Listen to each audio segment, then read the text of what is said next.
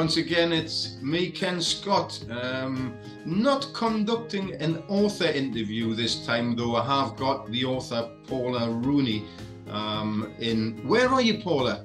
I'm in Cornwall. In Cornwall, and she's written an incredible book that I'm going to talk to in length in another different interview. But what I want to talk to Paula about at the moment, her book is called I Hope There's a Kettle in My Room. It's a terrific book. I remember reading it several months ago now. But what I want to talk to Paula about today is she's actually not quite a bestseller, but we're pushing along there. And just for your information, of anybody that's watching this on YouTube or listening to this on a podcast, it's very difficult when you're an unknown author and you've written a book in a very niche area, a very niche market, to actually sell a reasonable amount of copies. But Paula, you've done it. You've sold very, very well. I remember you getting to one point, I think last month, where you were one of the top selling authors in the Fortis Publishing Gutenberg category. How do you do it? How have you done it, Paula? Tell the world. I think it's just passion. I belong to a lot of interrailing websites, Facebook pages.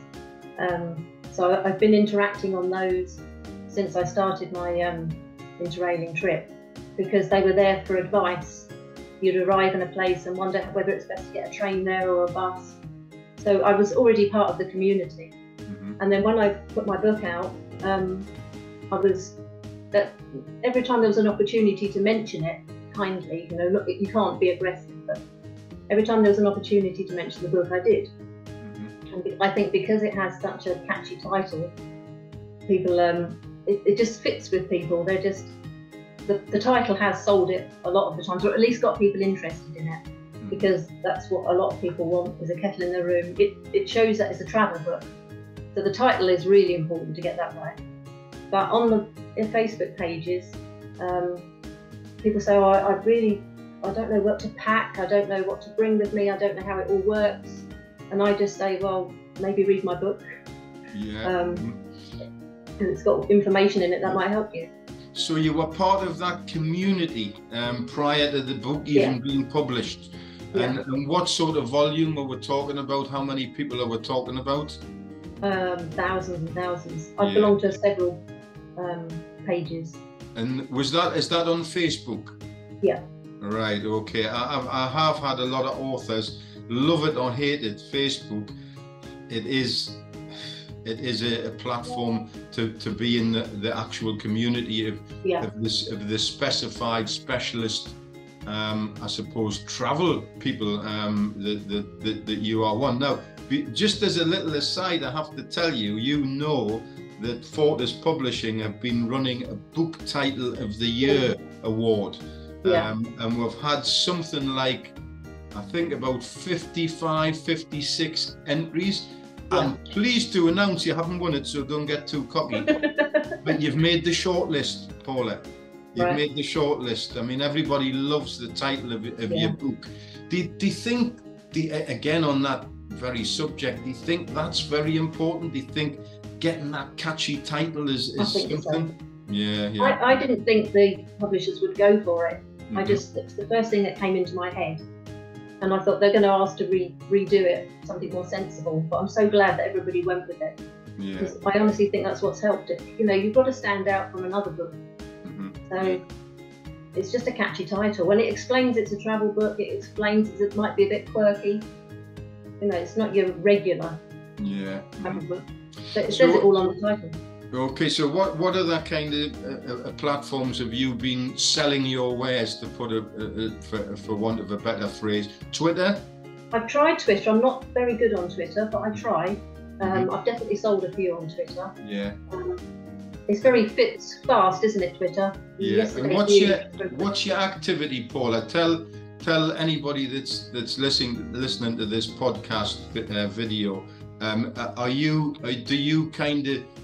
Are you very disciplined? Do you say, right, I'm going to put 2 hours in a week, I'm going to put every morning when I'm having my cup of tea, I know that you love your cup of tea, do you sit down and say, well, I'm going to sit down for half an hour and do some posts and things? What do you do? No, I try to do maybe 3 posts a week. You've got to be careful that you don't overdo it. Right. No, that's and try and make them informative. I've got, luckily, from going on my trip, I've got 500 photographs. So I've done them in little batches of areas that I've been to. And then try and make a really nice post so that you can then share it on. So then I might put it on one of the Interrail websites and say, I've been to Chesky Krumlov and here's the photographs. And do you put a link to your book in those posts? Not some of the Facebook pages won't allow you to do that. So just put the title down and I've tried to like as many pages as I can as my author page. So that by simply commenting on a post, you've already put your Facebook page out there. So you have an author page Facebook specifically for the book. That's maybe a good tip for somebody listening in. Website, I know you've got a website. No, not yet. No, I thought you had a website. No? Okay, I must be thinking of somebody else. Think what might happen if you have a website. You might sell even more. Blogs, do you write blogs? No. I've done the one blog, but no, I haven't. But I'm trying to use my Facebook page as a kind of a blog, or sort of, because you can put photographs on there, so which are always important to that photograph. Yeah, and obviously your author profile on Amazon. I would assume you've got an author profile on Goodreads. What other things are you actually using, Paula, or is it specifically mostly Facebook? It's mostly Facebook. And just interacting, because if you write a book about something that you're passionate about and you're interested in, then you're going to naturally just interact. So the more interaction you do, and a couple of I belong to a lot of book groups as well, and they let you advertise once a week as an author, which is really useful. So I can make a really nice post. I put one out that was, I just went for, I put a lot of emotional things in it, told people why they should read it, why it would appeal to them. Made a really nice post, and I got 900 likes on it. Good God. It just snowballed, it just went crazy. Yeah, it's because I just hit it right. Yeah, I mean, you know, maybe you've hit the secret really, which is to make you. I think what you're trying to say, Paula, is that you don't over-egg it, you don't blast it, and when you do put a post, you put a lot of work into it and make sure it's nice and it's got a lot of information. And again, the problem is with Twitter is you only allowed 140 characters, and that's really probably not the right area to be in. But from my point of view, as you know, I'm an author as well, and I do try and get on Facebook and Twitter every day and put something. I've got several books to promote, and I have a lot of authors that I work with as well, and I try and promote their books. But certainly it's very, very interesting hearing what you've got to say, particularly about the community and the groups and Facebook. I mean, as I say, love it or loathe it, it appears to work for you. I think the sharing side of Facebook is really useful. That post that was really successful got shared like 23 times. So that's reaching other people. And then if you've interacted and you're part of the community, they like to share it, especially if they've read the book. You know, I get a lot of comments saying, oh, I read the book, I really loved it. So they're going to share it with their friends. And then reviews, Paula. Now, I know your reviews are very, very good. How many reviews have you got up to now? 74 this morning. She looked at it this morning. I love it. I love it. Again, it's very important from an author's point of view that you monitor how things are tracking, and reviews are massively important, as you know, as I told you many weeks ago now. Once you get to 50 reviews, then Amazon's starting to take your book seriously. The bookstores, while it can be a bit of a nightmare, as you know, to get into a bookstore, bookstores, the press, Amazon, alter the algorithms once you have 50 reviews, and they start promoting the book for you. How did you go about getting your views, your reviews? Was it a little bit asking your friends at first, your family and relation, or did it just happen? Initially, obviously, the first people who buy your book are your friends and family. I think they bought it out of duty, really, to be honest. But I was so grateful. They all just loved it. I was thrilled. So they all wrote genuine reviews about the book, saying how much they liked it. And then lots of strangers appeared, names I didn't recognise. So I don't know how that happened. It must just be. Well, as you say, because you've been active, you've been writing nice posts, which, as you so rightly say, are really blogs in a way. And you know, there's a big feel-good factor if you read something that you like, and you know, if you do like it and you like the photographs very important. Obviously, you said that you took over 500 photographs on the trip, so you've got plenty armory. Can I ask you Instagram? I'm not very good on Instagram. I can't seem to get a community feel going. Okay, well, I would advise you work on that from a photograph point of view. Instagram's very photography, for want of a better word. So you know, I can't praise you enough with the activity you've been doing so far. But again, I think there's probably a little bit more to go on Instagram, and a little bit more to go on Twitter, and certainly the photographs from Instagram. We've got another guy, Fortis publishing guy, called Daz Tate, who wrote a book called The World's My Oyster, and he went and he's a traveller.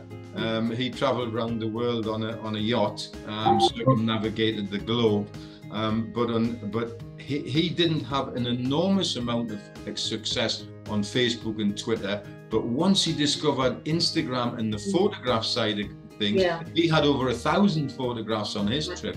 So that was his area. So what I'm saying is, persevere with Instagram, maybe do a little bit research on it, because obviously you and I and the publisher, from that point of view, we all want to sell your book without a shadow of a doubt. Now, just closing this video for a second, Paula, if I was to throw, and I'm going to do it, if I was to throw the room open to you and say, okay, Paula, give me 1 minute of your success story when it comes to sales, what would you say? From what point of view? What's worked the most for you? Facebook has definitely worked the most. I have tried all the others, and I'll take up your point. I will do the Instagram, but Facebook, I think, to be genuine, you can't just go on a Facebook page and blog the book. It's just rude. So to be passionate about the subject you've written about, and to want to be part of it, because I'm learning all the time. If I do another Interrail trip, I want to learn of more places to go. So I'm learning off them, they're learning off me. The back of my book, I've written down everything that I packed, and whether it was useful or not. A lot of people have used that as well to help them on their trips. So it's just being part of a community and feeling passionate about your book, and then everyone else just picks up on it. Fantastic. And it all has that mushroom effect. You know, again, you've got to have a good book out there. You know, it's no use getting lots of publicity and media and attention if your book's a bit poor, but I know your book that has went down very, very well. I'm really looking forward to the Camino book. You know, send me a manuscript over email, and let me be one of the first ones to read it, and I'll certainly give you a little opinion and a fair crack at it. And I can't wait to see that one as well. But listen, I can't thank you enough, Paula, for sparing those 15-20 minutes with ourselves and people who are listening to the podcast. And it's Paula Rooney. I hope there's a kettle in my room. Next interview, Paula, and I think we'll be doing that very, very soon. I'm going to ask you all about that wonderful book. I hope there's a kettle in my room. Thank you.